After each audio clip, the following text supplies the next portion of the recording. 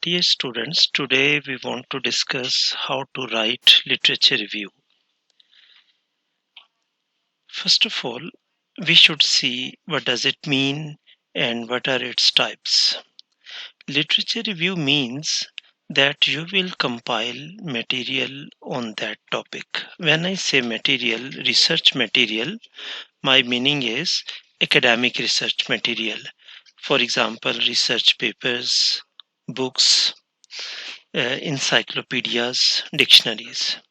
So, first of all, we'll see what are the types of literature review. One is chronological literature review, that you take it from its origin and you bring it to the present time, like the work which was done in 2001, then 2004, 2007, 2010, and in this way you bring it to 2022.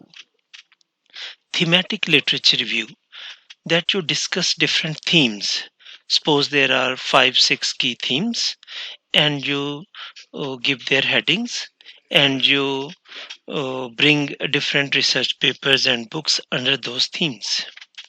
Narrative literature, this is narrative mean telling a story, that you build a narrative, you build a point of view, and that literature review is only relevant with that narrative, that story, that point of view.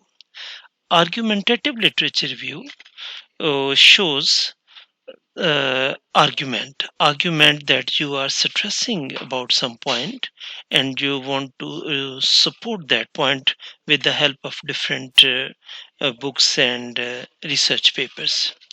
Literature review, integrative literature review mean you integrate different domains to construct knowledge. Knowledge construction process can be done with the help of integrating different domains of knowledge and different types of studies. For example, computational linguistics is the integration of computer and linguistics. And there is cross fertilization of language. Cross fertilization is the term of agriculture, and linguistics is the term of language. So, in this way, integrative literature review combines different types of studies in one domain. Theoretical literature review means that you compile different theories, uh, and that is the compilation of theories on that literature, on that particular point. Suppose there is knowledge discovery theory, and this theory has progressed with the passage of time. It started from 1995 by Rakesh Agrawal, and what is the progression from 1995 to 2022? Systematic literature review. It has two parts: meta-analysis and meta-synthesis. Meta-analysis covers statistics, those studies which have used statistics, and meta-synthesis discusses non-statistical studies. But I suggest to my students that they should follow chronological literature review. So I support it. Or secondly, you can focus on thematic literature review. Another is how to write it. There is a paradigm funnel approach. You can see its a picture, that from bigger picture to narrower picture you go. I share with you the balls in the funnel are categories of works that are relevant to your investigation but do not specifically address what you are doing. They will have more to do with your topic than with your thesis statement. They tend to contain a lot of works per category, which makes sense. Hofstede 2006, page 96. So, I strongly recommend that you should follow paradigm funnel approach. First of all, you start from bigger picture and then you delimit it to your studies. Okay, what is the significance of paradigm funnel approach? Paradigm funnel approach, which was used to structure an insightful literature review, and to generate enlightened research thinking. It is especially useful for doctoral students and other researchers faced with the heterogeneous body of literature. Bertha Naren, Money 2003. So, this is an established fact that paradigm funnel approach should be used to bring an insightful literature review. Okay, I have shared its references too. Application of paradigm funnel approach. Uh, Remember, uh, you will take your thesis topic and then you will divide it into further topics. Suppose this is dissertation title: Unveiling Knowledge Patterns in Intermediate English Textbooks Through Beyond Text Mining Tools, a Digital Humanities Study. First of all, you started from evolution of digital humanities, then digital humanities in global village, hermeneutics to digital hermeneutics, data mining and data mining theories, and then educational data mining, then text mining, then knowledge and knowledge patterns, data visualization, previous studies on corpus-based studies, corpus-based ESL textbook, then text and poetry analysis with digital humanities tools, Vion text mining tools, and previous studies with Vion tools. This is my exact title, Viont. So look at, we started from digital humanities and we followed paradigm funnel approach until we reached on Vion text mining tools. This is the application of paradigm funnel approach. You should watch fourth video. Where is research material? I have shared its link, so you can find out different sources of theses, books, research papers, and you can find out those sources for finding material uh, while you are writing your literature review. Okay, there is a beginner level strategies. Choose a sample thesis. I have told you earlier, and then paraphrase its literature review. It is this advice is for those students who are writing a thesis first time. Take Wikipedia, but cite its sources. Wikipedia has references at its bottom, and numbers have been given with the information. So you can take references from the bottom and you can discuss. You can use them in your research, but don't cite Wikipedia. Add most cited works. When you go to Google Scholar, you will find most cited works.